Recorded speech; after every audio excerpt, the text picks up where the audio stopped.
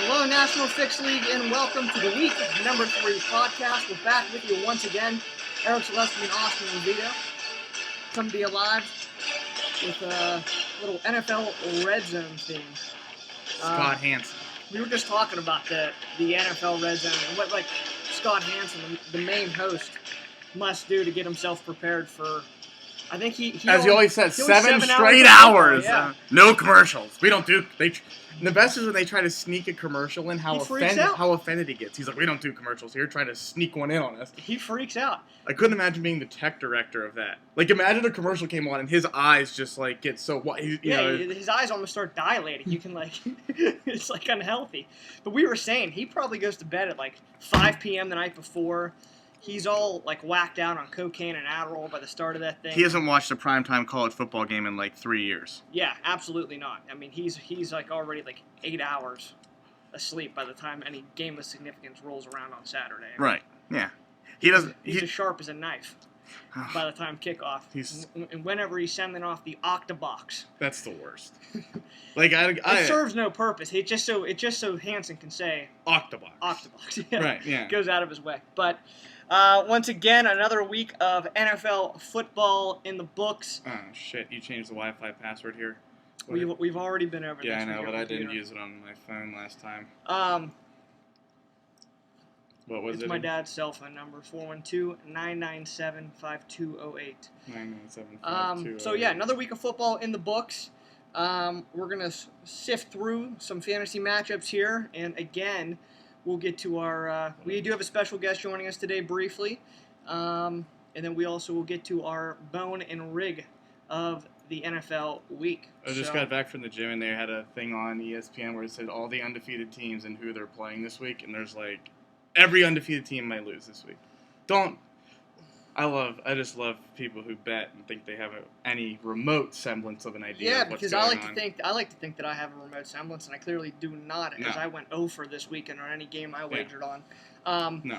But from a betting standpoint, it's it's been a hell of a start for the public. The Patriots have covered every game or pushed. They pushed the first game against the Steelers. They've covered every game. The Broncos have covered every game. The Packers have covered every game. So those are probably the big three. Sooner or later you're going to get.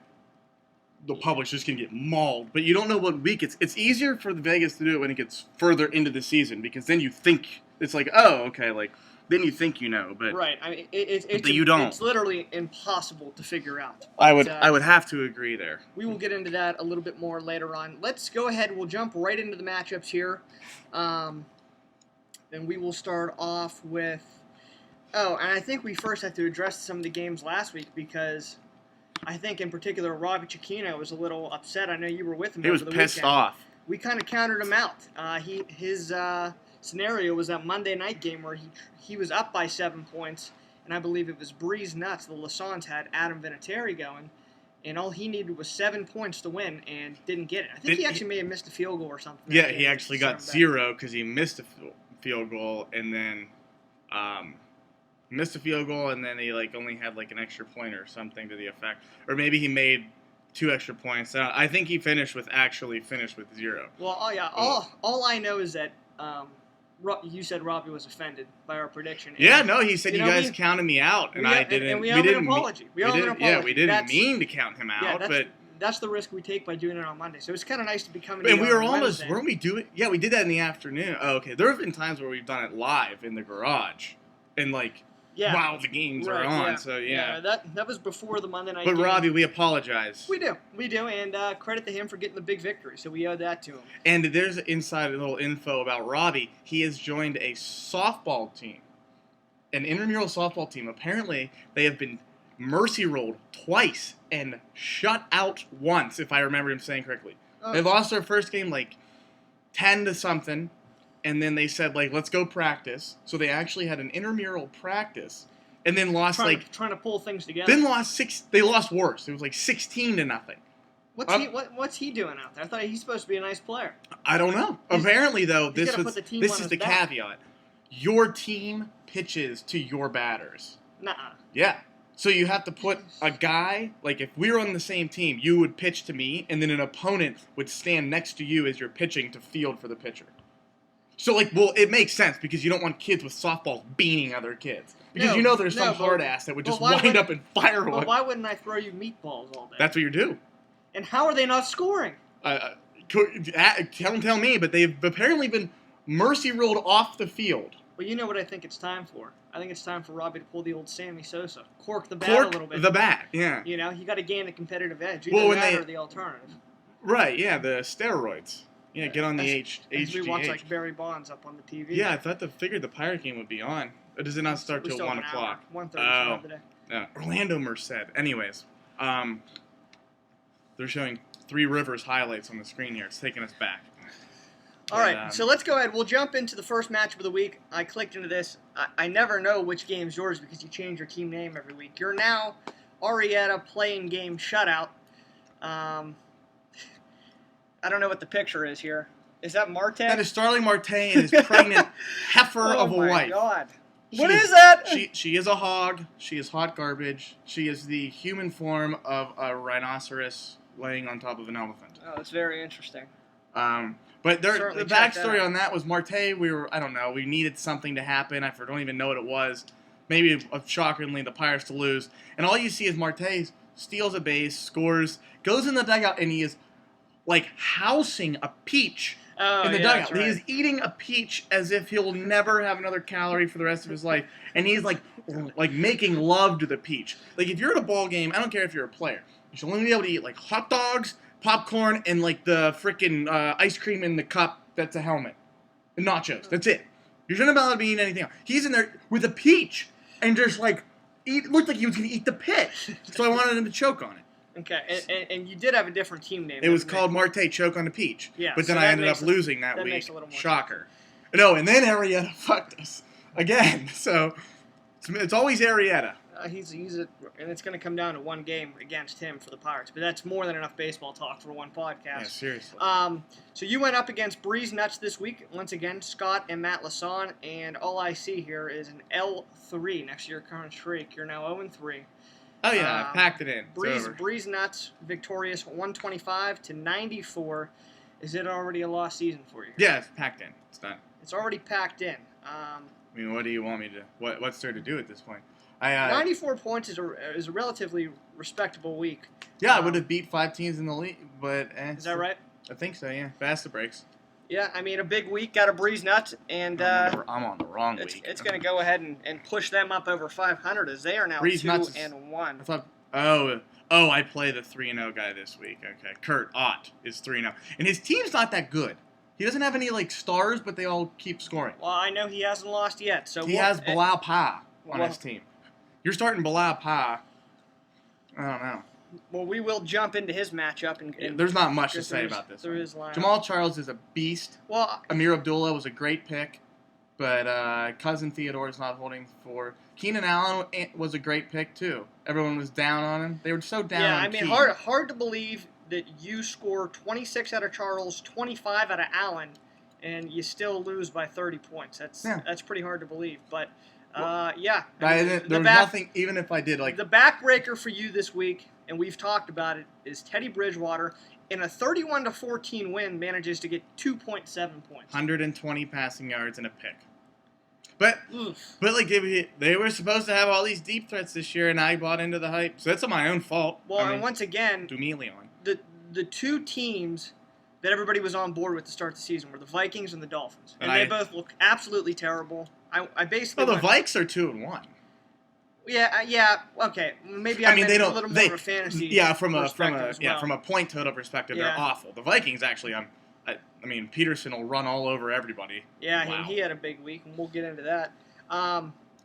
Once again, for the third week in a row, and a couple guys I want to touch on real quick for Breeze Nuts. C.J. Anderson with 2.7. So is it, speaking of the lost season, is it a lost season for C.J. Anderson? Yeah, that they're. Do you know what they're turning into? They're a Patriots. The Patriots, like the Yeah. Diet Coke of Patriots know on who you're offense. getting. Yeah. Because even like Demarius, like Peyton and him, like are yelling at each other on the sidelines, and not that I care. But No, I enjoy I'm all watching in them on. talk. I'm all in on as much like Peyton hate as possible. But that being said, once again, 3-0, 3 covers. I mean, so they're still getting the job done. C.J. Anderson, Well, real quick. We thought his first week was bad for 4.8 fantasy points. He's gone in descending fashion from 4.8 to 2.9 to 2.7. We did harp on this last week that how many players were like who else you would have taken Yeah. ahead of him. And It's a bummer. I mean, it's really a shame.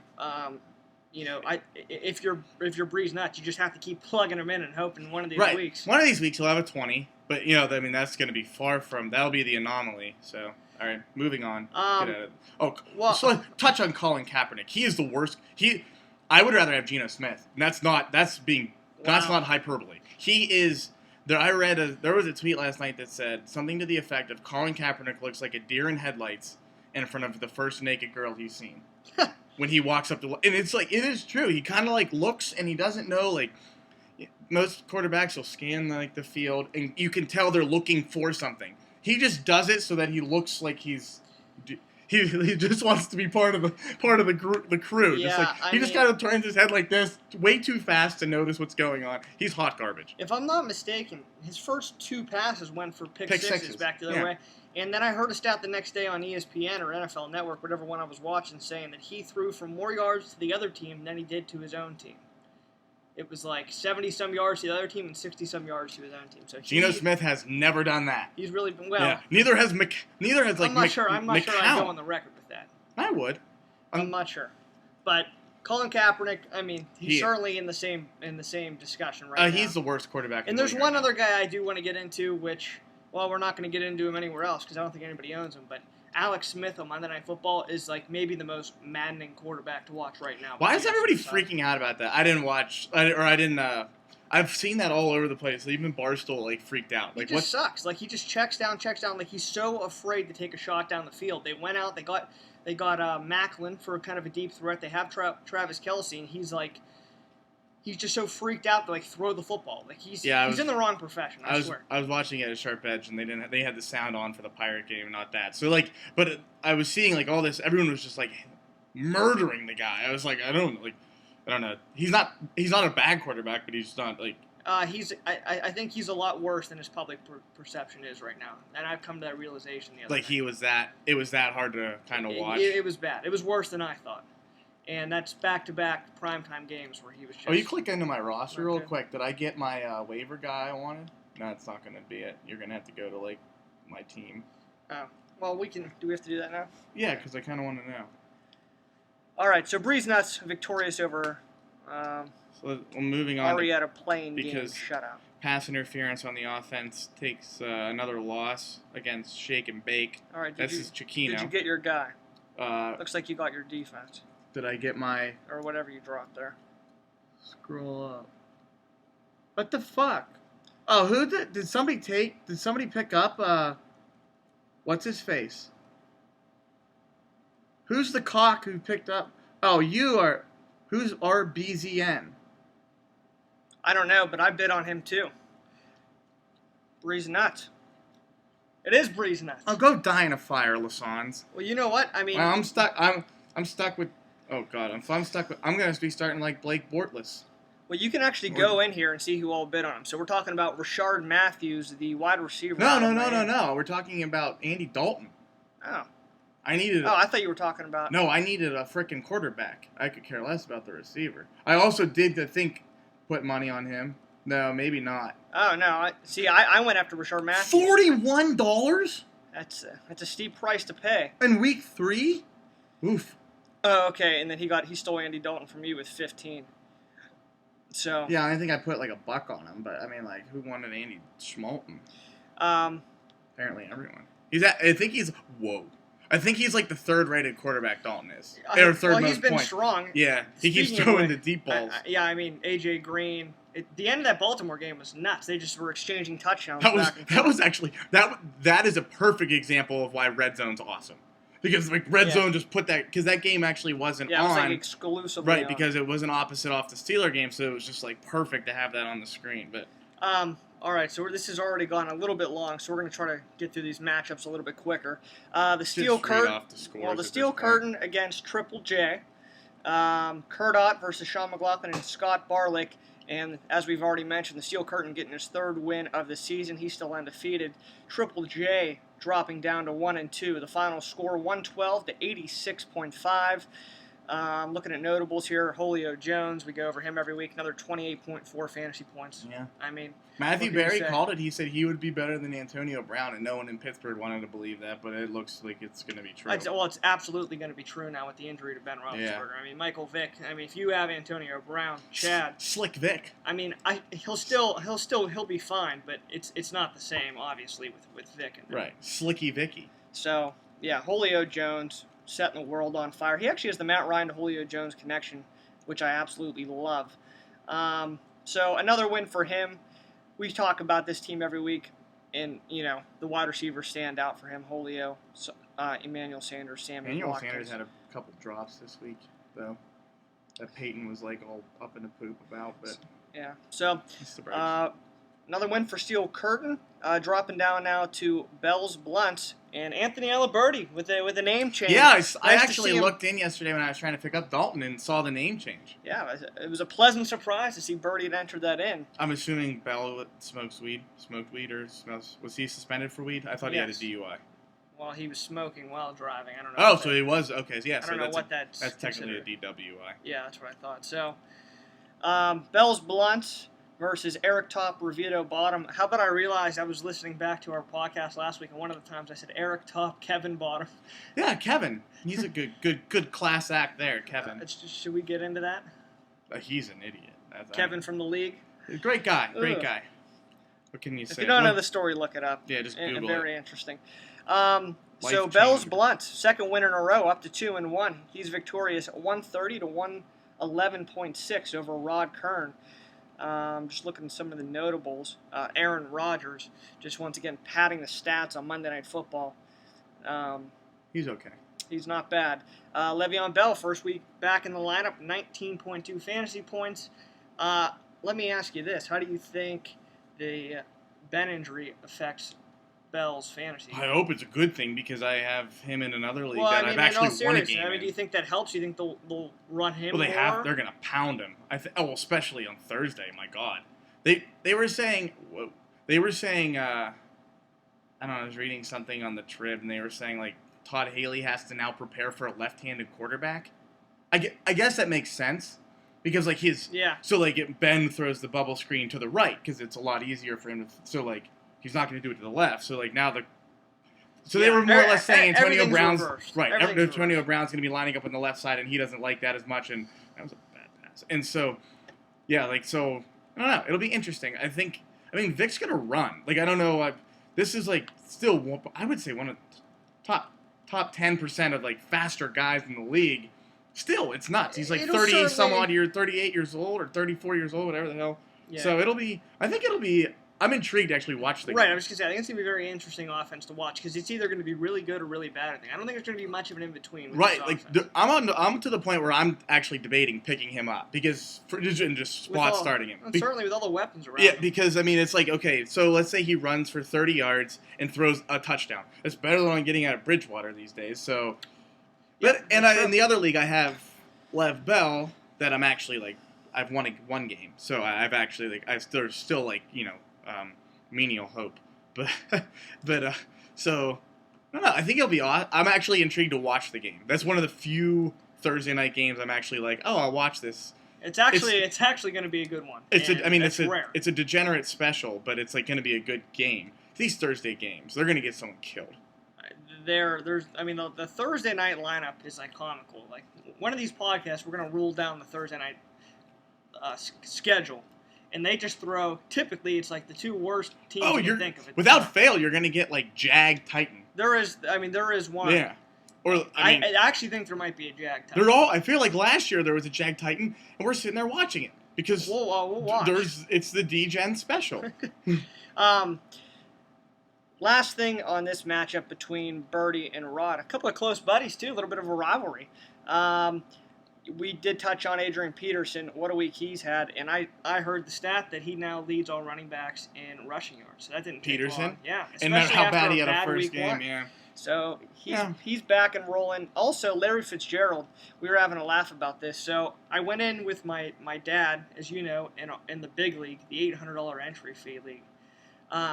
and we're sitting at the draft. My dad doesn't really know much about fantasy football, so he kind of fronts the majority of the cash, and he kind of gives me free reign. But He's an investor. He wanted a little input, and there was one guy in particular he really wanted, and that was Larry Fitzgerald. And I can already know that you just like poo-poo that idea. And that's exactly faster what it is. than like I'm AIDS like Dad. spreads. I'm like Dad. Larry Fitzgerald. I was like, this isn't the guy that you draft. I was like, they like first off, you can't. It's hard to figure out the Arizona receiving because they got like that Floyd and that John Brown guy and Who's a squirt little guy, Johnny Brown. I don't know. It seems like a weird situation. So I was like, Dad, we don't want to take him. He's over the hill. He's no good. Well, here's his stat lines for week 2 and week 3. Week 2, 8 receptions, 112 yards, 3 touchdowns, 29.2 fantasy points. Week 3, 9 receptions, 134 yards, 2 touchdowns, and 25.4 fantasy points. So He's a stud. Literally, like, that's like 3 positions in the standings for that league since it's like points. And right now... Oh, that's not like head-to-head. It is. We do head-to-head, but you don't, like, there's more emphasis on points for the payout. Like, the team at the end of the year with the most points gets the majority of the cash. If you finish with the best record, you do get a little bit of money, but... So there's no playoffs? No, there's playoffs. Like, you still, like, you play it all the way through, and if you win the league, you get some money. But it's all about who gets the most points, and that's probably... It's not as fun, but it's the right way to do it. It's who has the best team, who has the most points. That's so boring now. Like But it's still set up so you're able to play. Okay. And if you do win the championship or you come in second, you still get some money. So it's not like it's all for nothing there. But man, I wish I had him right now. But Birdie up to 2-1, Rod down to 1-2. We'll now jump over to my matchup real quick versus Cologne. And I was thinking, we talked about Cologne last week with this period at the end of his name to get, like, you know how you have to provide 2 names. What was he last year? Because he didn't have the period last year. I don't know. Was he just like Cologne? Maybe last year you only. He was Team Cologne, I think maybe. That's what I was trying to think of, but I don't know. I thought maybe last year you could get away without having to plug something in that second box, but maybe I'm wrong. Possibly. So it was a rough week for Cologne. Instagrams with the victory, 118-67. First off, Cologne had Ben Roethlisberger, and to lose him in that game, only 5.7 points. Moving forward, let's see. It doesn't look like he has a backup quarterback, so it may have been wise for him to go out and try to invest in Andy Dalton. But he's currently now 0-3. Maybe like yourself, he feels it's a little bit of a lost cause. Yeah, I don't. But it is an early season. Weird things happen. You never know. You can always fight your way back in. But it's so like it's certainly an uphill climb. It's an uphill climb, and it's the climb where it's like you don't even feel like it's worth it because I've already done the math. And well, not the. I mean, it's not hard to do the math. Like if you have any semblance of like some sort of education, I couldn't be above 500 until November. Yeah. So like I don't even care. Like I'm not fighting for that long. Like it's just like, okay, I'll set my lineup. I'm not getting on the waiver wire anymore. Dalton was the one thing I went for, and that's it. At this point, like I'm not streaming defenses. Like I picked up someone. I think someone's playing like Jacksonville or something this weekend. Whatever. And this will of course be the weekend that T.J. Yeldon goes bananas. So, oh yeah, it's Jacksonville versus the Colts. You picked up the Colts, D. You got YT, all that young talent going on out there. Let me say this, and Cologne has them. We haven't been more right about anybody than LeGarrette Blount. And again, I was listening back to, I don't even know if you recall, but we were talking about him in the previous podcast, talking about how it was a little bit frustrating that, like all the experts were saying he was going to be in, he was going to get the bulk of the carries, and then Dion Lewis got a lot of them in week number 2. But I said, that's a guy you keep in your lineup because before you know it, he can break out for 3 or 4 touchdowns in the blink of an eye. That's exactly what he did. 27.2 fantasy points. Blount. He only had 78 yards, but he had 3 touchdowns. So he was. I mean, that's classic Blount. That's classic Patriots. So it was like the Tolbert guy, Tolbert report guy. Fat ass. Yeah. Fat ass Tolbert. Yeah, for the Panthers. His stat line used to read like 2 yards, 2 touchdowns. And you'll take it. Just plunge in at the one. He's plunging in. There was a Mikey Evans sighting this week, believe it or not. I was stinks. absolutely stunned. I disagree with you there. He had 7 receptions for 101 yards, and I think he's about to just absolutely blow I think he up. stinks because of the quarterback. Get that guy like somebody decent throw. Like imagine like him with like any semblance of a decent quarterback. Yeah, I don't know. I think as the season goes on here, I think Jameis is only going to get better. I mean, he's not going to be a top 10 quarterback by any means, but I think he's going to be relatively competent, especially considering that they're always coming from behind, so he's chucking the ball up anyway. I think Mike Evans is about to blow up. If you're in other leagues or if you even want to give Cologne a shot here at 0-3, I may do it. I may go out and try to trade for this guy right now because I think he is about to go bananas on the National Football League. I need a quarterback if anyone's like severely bored with their day and wants to make a quarterback trade. I do have Tyrod Taylor. You can scram with Tyrod Taylor. Let's see. He's actually doing pretty well this year. He's had. Well, let me look. Let the stats. How long till the Bills just collapse? That's a fair point. He's sitting currently at number 5 in quarterback points. TT. What do they call him? TT or something? They call him T-Mobile. T-Mobile. That's what it is. I thought it was AT&T or whatever. And then for the Instagrams, just the one guy I wanted to thank, AJ Green, 34.7 points, finally getting me my first win of the year. He had 10 receptions, 227 yards, and 2 touchdowns. A monstrous week. And again, that was all like basically in the fourth quarter, that game against the Ravens. Well, that game was like 10-10 or not even 10-10 going into the fourth. I mean, it might have been like 10-3 or 3-3. I don't know. It was not. There were not a lot of points scored until like the end of the game. Yeah. Yeah, it was certainly a wild one, and we are about to bring on our guest here to discuss the matchup between pass interference on the offense versus shake and bake. This was Robbie Wright versus Robbie Cicchino, a battle of the Robbies, as we try to get the owner of pass interference on the offense on the phone. Robbie. Yes. Hey, what's going on, brother? Not too much. How are you guys doing? Pretty good. Welcome back to the podcast once again. You were a frequent guest for us in previous seasons, so thank you for joining us once again. First, let's touch on your fantasy season so far and your fantasy matchup this week. You're currently sitting at 1-2. Your second consecutive loss as you fell to Robbie Cicchino, shake and bake. The final score 109-96. And of course, the big topic that we wanted to discuss was your decision at quarterback to start Marcus Mariota, the rookie out of Tennessee, over what many believe to be one of the top quarterbacks in the National Football League, Andrew Luck. So you started Mariota over Luck. It actually worked out for you. Wasn't really anything of significance. 18.7 for Mariota, 16.5 for Luck. But could you kind of elaborate on what went into that decision? Yeah, I was looking at the matchup on paper. Looked a little fishy to me. So Andrew Luck, he's going to be a quarterback who he'll take me to the promised land come playoff time. But right now, I got to go with the hot hand here, and I like to myself with Mariota. Yeah, the difference wasn't too significant. I think it was like a 2-point difference, but in the end, still lost. But Luck's going to be the guy in the long run. Yeah, I mean, it was a little bit of a gamble. It paid off. But speaking of gambling, kind of aside from fantasy here, you went on quite the online binge on Monday night. I believe I got a 4-digit number text message from you on an online site. We won't reveal the site. But can you talk a little bit about how that night went for you?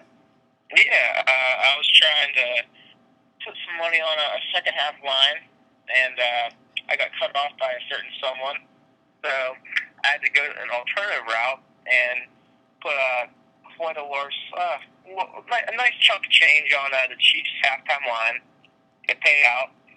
While I was waiting for the game to end, I got a little bored, so I kept doing $1 or $2 hands of blackjack. It kept adding up after a while. Kept chasing what I needed to chase. Ended up making like $500 during the night. I ended up winning like $600. So I had to give a certain assist, a certain dynamic duo bookkeeping team, and looking forward to keeping this hot streak going come Vegas here in a few weeks. Yeah, and we are getting ready to head to Vegas here in a couple of weeks. But I don't know if we talked about this previously on the podcast. You actually won. I can't even remember the number at this point. Didn't you win close to? I mean, you won a ton of money when you were in Vegas about a month ago. I won $6,000. Yeah, you won $6,000. Now, just to explain to everybody here, because I'm still lost on. You keep saying you chased. Well, I mean, what does this entail? Like you said, you were starting off with $1 to $2 on Bovada. How does that add up to $500? Oh no. Well, actually, it does in the long run. chasing and chasing and chasing. You keep playing. I mean, these blackjack hands take about 10 seconds. Not even sometimes. You keep doing that for about 3 hours, it's going to add up. So explain to me like a typical chase. Like you lose a couple. Like when do you start like ramping up the amount? If I lose $1 2 times in a row, then I go to $2, then 4, then 8, then 16, then 32, then 64. You can't be scared to lose. And Eventually, you're going to win. now, has it ever backfired? There was a few times. There's a few times in Vegas where I lost. I think I lost like $400 hands. I think twice, but I mean, it's going to happen here. Whenever you're doing that for 4 straight days, you're eventually going to lose 5 hands in a row. But the odds of you losing 5 hands in a row are so slim. And my strategy is whenever I go to blackjack table, I bring about $600 with me. I get the blackjack dealer to give me the chips. So my first bet is $25. If I win that $25 hand, I'm out. I leave. I go to the next casino, next table. If I lose, then I chase. I go 50, then 100, then 200, then 400.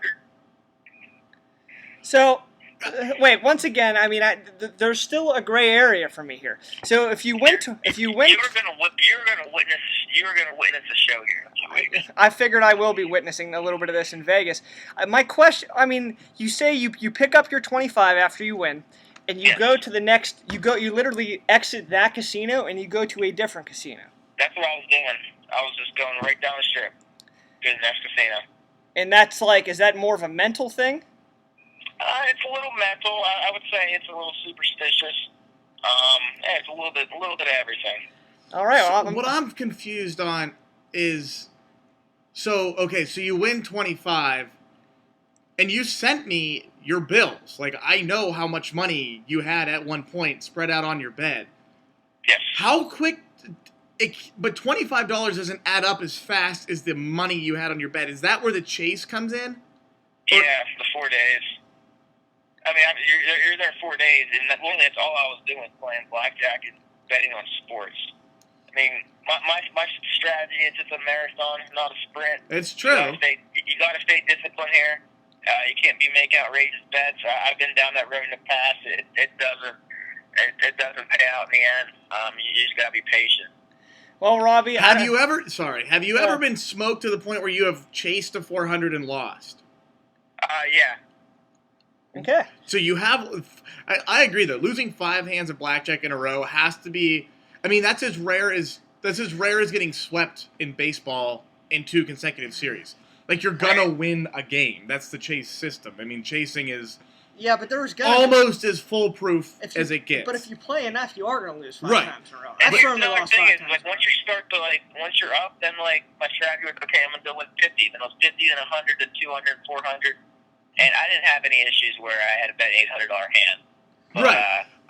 So I feel like it's like the first day you have a nice up day, then the first time you bet in the casino, the next day you put 50 on the table. yeah, I was starting to do that towards the end of the trip. Yeah, Okay. where my goal was 50 each But table. you were pretty disciplined in the sense of you kept it at 25. That's amazing. Because out there, I Yeah. mean, you get the blow and you get the freaking I don't think he's doing any blow. what you get whatever you need, out there to augment your mind. It's pretty accessible to say the least. And Well, that's pretty amazing you stayed as disciplined as you did. Well, I'll tell you what, though, the blackjack dealers, they get really pissed whenever you're like, I need $600 in chips. Play one hand and leave. so then you just go to the cage, cash it out, and walk away. Yeah. Uh-huh. Have you? And I assuming you don't tip the blackjack dealer because Never. exactly Never. that cuts into your profit. That's the dumbest thing ever. Yeah, I completely agree with that. Tipping's They make stupid. enough money off the tip. Yeah, exactly. They don't. So they dish out 100. What do they dish it out in 25s? Or like Say it again? what's the chip denomination that they give for 600 chips? Mostly scales all 25. Sometimes they'll give me like 200s and all 25. I would just love to see, like, you got to do this somehow, like, finagle a GoPro in there, and I know how illegal that is, but, like, just like, okay, I'll take 600, you hit a blackjack, or hit whatever, and you're gone. They just That's have to the be other like, thing is like the best is never like a blackjack hits. Yeah, because then when do you get paid out? Do you know? You should know by now. 3-2. It's actually no. There's actually a lot of deals. 6-5. 6-5. I don't know if that just started this year or something in Vegas, but yeah, it was. I mean, there's a few that was 3-2, but a lot of them are 6-5. That's weird. Can't beat that. Yeah. Well, hey, buddy, I think it may be time to change your team name back to Hit on 16. That was hilarious. That was That's one of another. the, That's another thing is That's another reason why I had a lot of success. If I had 13, 14, 15, or 16, unless the dealer said 9 or 10, I always stayed. Yeah, and I like that tactic too. Almost let them make the let them make the move, let them make the mistake. well, not, yeah. And I like that. That's a good way to piss off a lot of people at your table too. Oh, exactly. That's why I love. Well, that was the other thing. Next People at the table with you, literally. I mean, They snap. I'm worried. I'm worried about you when we go out there because I don't want to see you get basically knocked out. Well, you're by not. somebody. Well, that's the thing. See, the thing is you're not taking anyone's card if you aren't hitting. They get more pissed if you hit than if you stay because they'd rather you leave the bus card in the dealer's hand as opposed to taking that's the bus true. card. Yeah, That's but certainly still, they'll get pissed if you're at, like at a 12. Most people will hit on a 12. Well, so yeah. it's like, Well, in all honesty, that's why I actually stay away from blackjack in casinos because I always like. people get all riled up. Yeah, because I kind of like to play in my own way, and if I'm feeling something, I'm a guy that likes to go off gut feelings. So, but a lot of people at the table don't like that, and sometimes you jump in on a table that's maybe hot, and you mess up the Well, that's chemistry, what the problem. and Yeah. Robbie's going in and out with one hand. Or coming in That's like another Mitch. thing I was doing. I was actually playing at tables where there's no one there. Oh, see, well, then that certainly helps your cause. Yeah, when you come Yeah. in mid shoot, people get so pissed. But Yeah, there's like a lot of unwritten rules to blackjack, which kind of freaks me out. there are. But Robbie, thank you for joining us, brother. Best of luck the rest of the way. Look at that. We'll see if you can rebound here. 1-2 on the young season. Maybe a potential team name change back to Hit on 16 in the My works. team is so fucked this week. I got like half my people on bye weeks. I got my top 2 receivers out. We're in trouble. Well, time to get on the waiver wire and fire up some action, my friend. I might have to here real shortly here, but just to let you guys know, Saturday morning in Vegas, going large on the first. I'm fading the 1 o'clock game large. Well, we're certainly looking forward to it. We will be doing a podcast live from Vegas, so we'll be keeping the league updated. But Robbie, I'm looking forward to it, buddy. Thanks once again for joining us, and we'll talk to you soon. All right, boys, take care. Have a good one. All right, once again, pass interference on the offense owner, Robbie Wright, joining us. And wow, some riveting stuff there. Yeah, that is a good strategy. That's kind of taking you into the mind of a fellow degenerate. But he's doing well. I mean, good for him. We certainly want that. Then, and we talked about Robbie a lot last year on these podcasts, saying it's only a matter of time before we get a call from River Right. saying, I need a ride home. I lost all my money. I have no gas. But like in a way though, that's a good strategy. It's a I'll piss you off strategy, but it works because if you stay disciplined to it. I would not be able to stay disciplined because there's a lot of like fun stuff in Vegas that like would throw me off the course. I mean it's tough, but like once again, the odds are slim. But you're eventually going to lose 5 in a row. So you almost hope by the time you lose 5 in a row, you've made enough money where you can take that. I mean, it hurts. But it's But also those are not all like profit. a loss, right? It's not a net loss when you do it. So it's certainly going to be an interesting ride with Robbie in Vegas this year. Let's jump over to the final matchup of the week, and it was a brother matchup here. Chad Zaleski versus John Zaleski, Aces Deuces Lounge versus Ticklesome Ivory. And this has been a common theme over the past 2 seasons where Johnny has seemed to have Chad's number. Chad seemingly beats everybody else in the league, but he can't seem to beat John. John victorious 116-82. And, first off, we talked a little bit about the loss of Ben in Pittsburgh and the effect it may have on Antonio Brown. Antonio only with 10.8 fantasy points, and you look at that, and it's almost funny we're at the point now where that's a bad week for Antonio. 10.8, and I'd take that every week out of my receivers, every single week. So you wonder how that's going to kind of play out there in Pittsburgh. The trouble spot this past week for Aces Deuces Lounge was the running backs. Justin Forsett with 2.9, CJ Spiller with 2.6. So not looking too strong there. Also interesting, Chad did not opt to start Todd Gurley out of St. Louis this week. I have him in 2 leagues. I plugged him in both leagues. It was obviously a good decision. He only ended with 1.4 fantasy points as they were kind of easing him in. But, He's going to be so good. I mean, It's going to be scary how good he is. I certainly hope so, and by the looks of it, Chad's lineup could certainly use the injection of a solid running back. So he falls this week to tickle some Ivory. Jumping over to Ivory's lineup, it looks like he had Chris Ivory, obviously, but he had 0 points this week. The big point scorer for Gianni was Randall Cobb on Monday Night Football. Cobb's the odds. 3 touchdowns. He's looking good. There were some concerns for him coming into the season with that shoulder injury, but he's looked awesome. Yeah. So nice to see that's not really lingering, or at least affecting his play. Also, John got 21.4 out of Franklin Gore.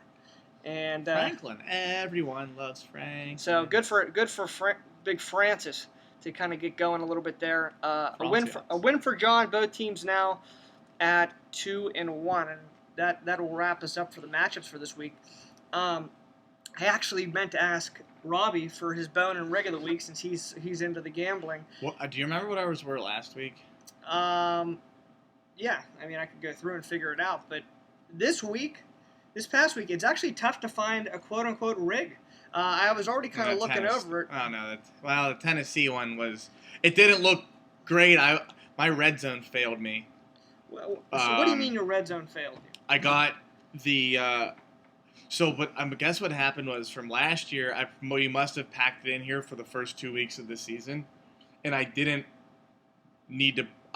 buy red zone at my house until the 3rd week.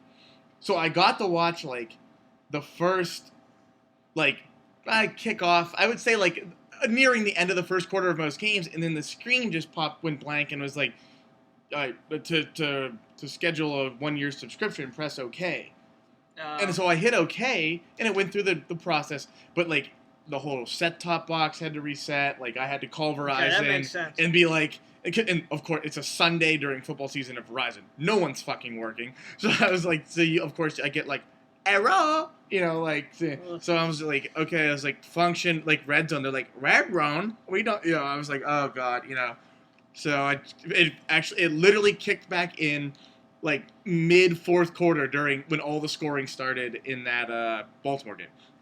So I couldn't watch the Colt game, which was this ginormously important game, and it was rigged to all hell. But apparently it was very much back and forth, or forth and back. Well, yeah, the Titans had a big lead at one point, and we saw the Colts rally, and then the Titans scored late for the backdoor cover. I actually flipped back on here to check out the spread. So the Colts were favored by 3 and at they Tennessee. Missed the 2-point conversion. Do you remember that? Yeah, so the public was pounding the Indianapolis Colts at -3. Basically, I think when a lot of people see -3, they think, oh, well, all they really got to do is win. And if they win by a field goal, I push. So it's hard to see a loss where the Colts, if you think the Colts are going to win the game, you basically think they're going to cover. They're not going to win by 2 or less. But that's what happened here. Really the only game that would even be, I think, remotely considered a rig. Colts winning 35-33, winning but no cover over the Tennessee Titans. I could probably run down this list for the next half hour and name bones of the week. I'll give you mine, and it was the Pittsburgh Steelers. Yeah, that was one. Who were underdogs at the St. Louis Rams. A weird start to that game where the turf lit on fire. Oh, yeah, that's right. So right out of the gate, kind of an odd scene. It took them a half hour to figure out what was going on. I don't understand. Just okay, it's turf. Just run on it. Yeah, I'm not sure. So just a bizarre. That was just a bizarre game in general. The Steelers ended up winning 12-6 as a 1-point underdog. That had to be one of the most boring football games I have ever it was been made to watch because my red zone wasn't working. Oh my God! The Rams were coming off a bad loss against Washington, I believe. They got shut out nearly. Yeah, and the Steelers were coming off a rout over the 49ers, and the Steelers, at least for the 1 o'clock games, were the top bet in Vegas. Yeah, it didn't look good for the Steelers, but it didn't. But they held on. They won. So that was a bone of the week. Also, both primetime games, Sunday night and Monday night. Once again, the public absolutely cleaning up. We talked about, we've touched on really both games, but the Broncos once again -3 at the Lions, Everybody was on the Broncos, not just against the spread, on the money line as well to win. That was hot. And That was they won terrible. 24-12. The Lions are bad. That's Well, a bad football team. I And, think Matt Stafford is not a good quarterback. He's not. The more football I watch, the more I realize, There's like 3 good quarterbacks, and Yeah. everyone else just fucking sucks. yeah, it's gotten pretty ugly in the NFL. And then, Yeah. of course, the Monday night game between the Packers, or there was the Packers hosting the Chiefs. Packers were a 5-point favorite. Once again, public all over the Packers money line. The Packers against the spread, and they absolutely rolled. That was never in doubt. No, Kansas City made a little bit of a late push. They actually had a chance. Oh, here was the frustrating thing. On multiple occasions, if you had the Chiefs, they had opportunities at the end of the half and at the end of the game to go down to score. They had no timeouts, okay? And there was maybe 15 seconds left. So what you do is you throw the ball towards the sidelines, get a catch, get out of bounds. You know what Alex Smith does? He runs for 15 meaningless yards and then slides down in the middle of the field. Ooh. And there goes the rest of No the time rest to of the spike half, the it, rest of yeah. the game. So Ooh. that's part of the reason why I'm saying. I mean, like he's out there padding his stats. I What are mean, you doing? Hey, when he goes to arbitration, do they arbitrate in the NFL? I don't even know. I'm sure whenever it's he there. goes to get a new contract, he'll say, "Hey, I had this many rushing yards." Yeah, don't I even mean, know if it they was arbitrate or clearly a not, padding the stats play. Ooh. I mean, at least chuck it up to the end zone at the end of the game. Give yourself a chance here. So very frustrating. Smith's yachts. But anything else you want to add from week 3 in the NFL? No, pretty boring week of football, to be honest. Yeah, and it looks College, this is solidifying my love for college football. It really is, because every game means something. In the pros, it's just kind of like, meh, whatever. I mean, that's true. Yeah. Because especially when Yeah. you're talking about getting the top 4 teams into the playoffs Yeah. for college football, Yeah. you can't really take a loss, or if you certainly can't take 2 losses into the playoffs.